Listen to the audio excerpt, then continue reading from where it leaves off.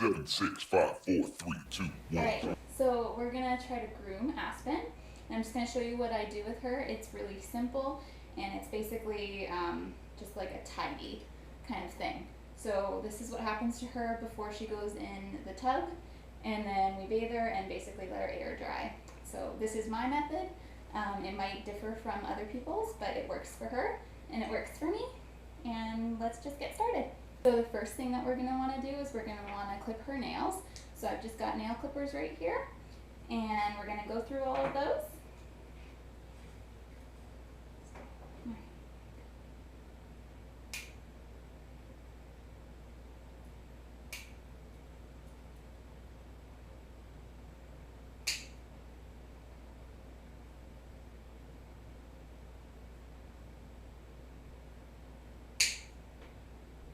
Okay, so the next thing that we're going to want to do is we're going to want to trim the bottom of her feet. So she's got hairs that grow in between her pads right there, and we just want to get that kind of taken, or kind of under control, because you can get dirt stuck in there and gnats stuck in there, and we don't want that. So what I use is a Mozer. So this is what it looks like, and you can just get a close cut. It's quite safe, but if you don't have that, you can use scissors. I would just warn you about using scissors because you can really hurt a foot with scissors. These, you can also cut a foot, but you have less of a chance. But it's just going to help with all of the little burrs and stuff that could get stuck in there. And she likes to eat her fur. All right, let's do the back foot.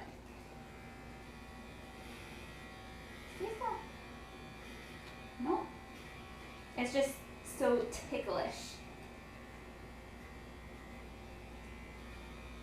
You'll notice that she actually has been shaved. She had her spay, so that's not something that I did. But yeah, she had her spay, so that's where her ivy went, if you noticed it. So the next thing that we're going to do is we're going to clean her ears, and I just do that with a basic ear cleaner and with some cotton balls. So what I use to clean her ears is the Pro Ear Professional Medicated Cleaner and Deodorant, just like that.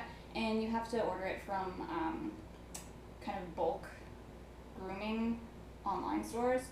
So that's where I get it from. I'm sure if you Google it, you could find it. But any cleaner's gonna do. Oh, is that nice smell? So I just put a dab on it, and I'm just gonna scrub her ears. Everything that I can see, I will clean. I'm not gonna shove it down into her ear canal, because that's how you start to hurt them. So she doesn't like this very much. Oh, we're going to do that. Here's the girl.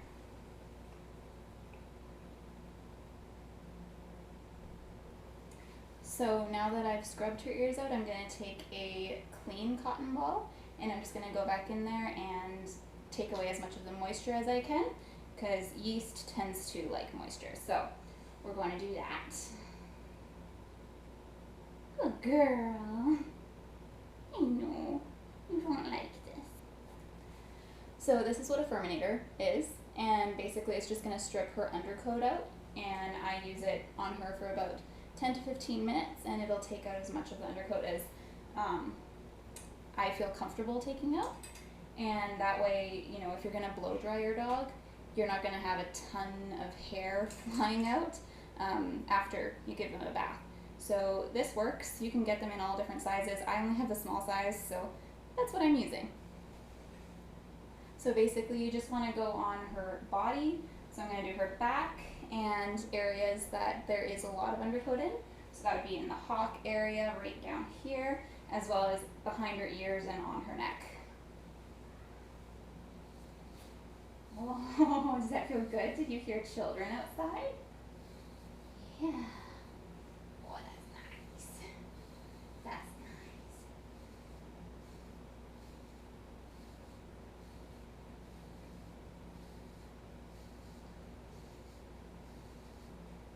And as you can see, it doesn't hurt them at all. It's just really taking anything that's loose out. If you go over and over them for like an hour, then you're stripping undercoat that you probably shouldn't be taking out. So look at that. That's like one pass and that much hair. Isn't that crazy? Alright, and she wants to eat it all. So I always keep a hand on her because I have a grooming table, so it's important to make sure that she's not going to fall. I watch her to make sure that she's not going to jump off. But everything that I'm doing can be done on the floor as well. So if you feel more comfortable with that, or if you don't have a table like this, then you can always do it on the floor. Oh, she's hiding. She's hiding. Oh, good girl. You gone. I love you. Alright.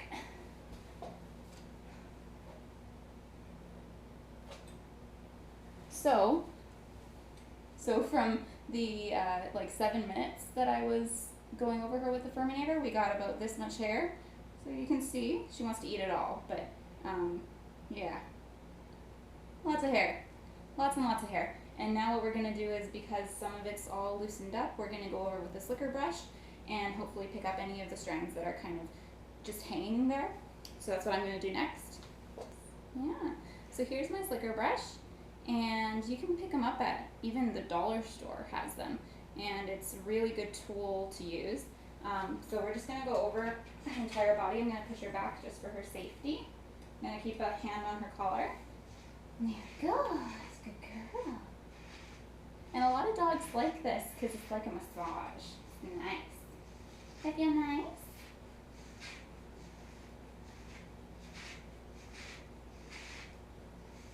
Oh. Alright. And so, especially with these breeds, I think the most important areas to get is probably the hock area, as well as right behind their ears. That's where you're going to get a lot of mats. So that's where I'm going to brush. I know, honey, I know. You just have to deal with it for a little bit. Okay? You stay. Alright, so we're going to brush right behind her ears. Yes. Oh, does that feel good? Does that feel good? Am I hitting a good spot? There we go. Yeah, so this area right here is where a lot of mats happen. Alright, so we finished with the slicker brush, and now I'm just going to go in and I'm going to tidy up her feet. So the way that you do this with Australian Shepherds, you can do it with a pair of scissors, or you can do it with thinning shears, which look like that. And here we go. There's my scissors. Let's keep them away. Alright, I'm going to push her back a little bit so that she's on the table. And basically, what we're going to do, I'm going to use my thinning shears because it gives it a little bit more of a natural look. And I'm just going to take her paw. We're going to comb up. I know, honey. Oh my goodness, I know. Okay, and now we're going to go in between each toe too. You don't like this, I know. And pull up the hairs that are in between the toes. Excuse me. I know, honey. There you go. And now we're just going to go in with our thinning shears, and we're just going to go over top of the top. And just thin all of that out. Make it look nice and smooth.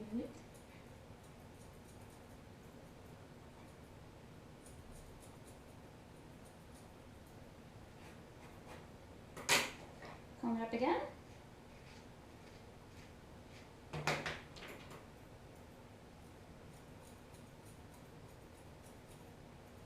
Nope.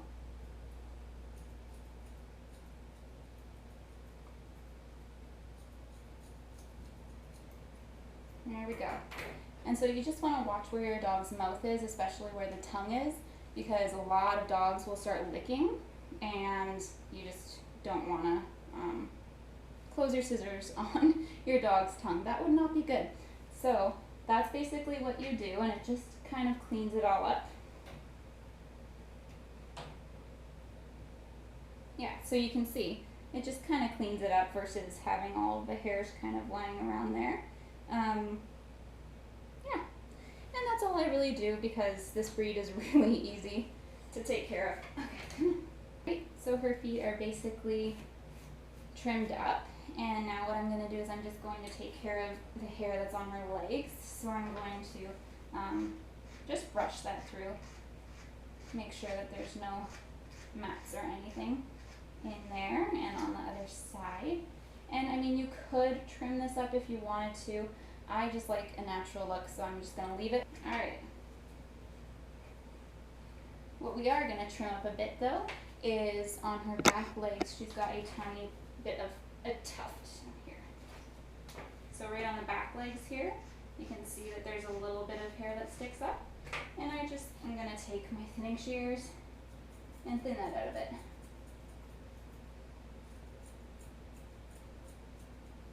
Take a bit of it off.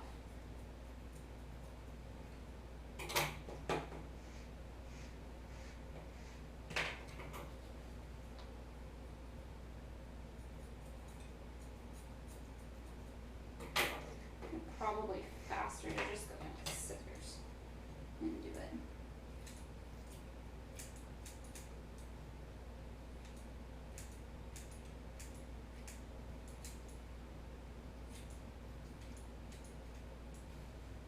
So for those back legs, I just used a pair of scissors. You can actually get them on Amazon for quite cheap. I got mine on Amazon, I think, for like $12. They're Conair Pro Scissors with the rounded tip right there. And yeah, they work really well. They're actually cheap enough that it's probably cheaper to just replace your scissors instead of getting them sharpened. So that's what I use for those back feet. I would recommend being very careful even though they're rounded tip. So the next thing that I would usually do is to give her a sanitary cut. That's just shaving underneath right here to clean up the area where she does her number 1 and number 2. But I'm not going to do that this time because it's been taken care of. She was spayed, like I said, so she's been shaved all along that area. It's been a couple of weeks, but it's still short enough that I don't have to touch it.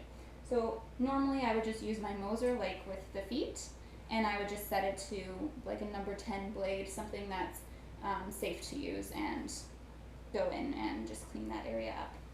So the next thing that I do is I just round out her tail. So because she's an Australian Shepherd, she's got a docked tail, and it's kind of like a little powder puff, and so I'm just going to round it off.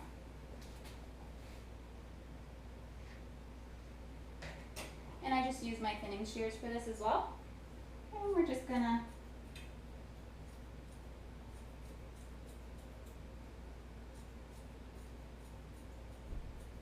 So the next thing I'm going to have to show you, so I just trimmed her back side, so you can see that it's kind of just nice and rounded. The tail is nice and rounded, or whatever's left of the tail is nice and rounded. And we're just going to put in a poo tunnel right here, if I can get her to move back. Go back to there. So we're going to put a poo tunnel in right here, and basically all I'm doing is I'm just skirting, and then we're gonna just use the thinning shears and thin that out.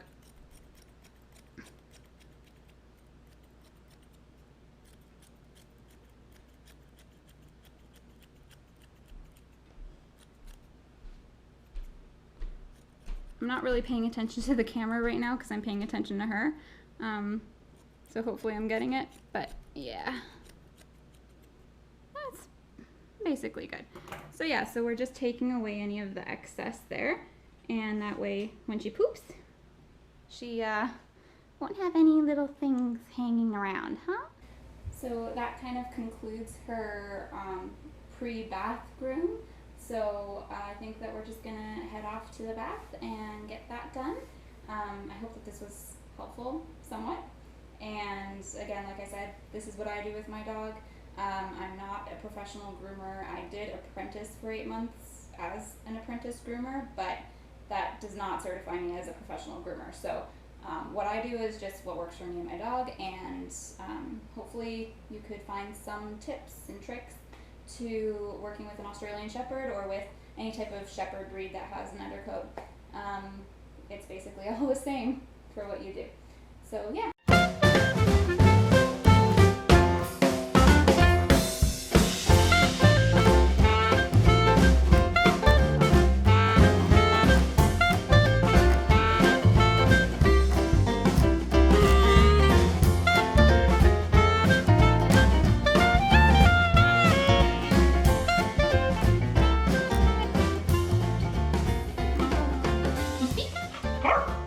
Good girl.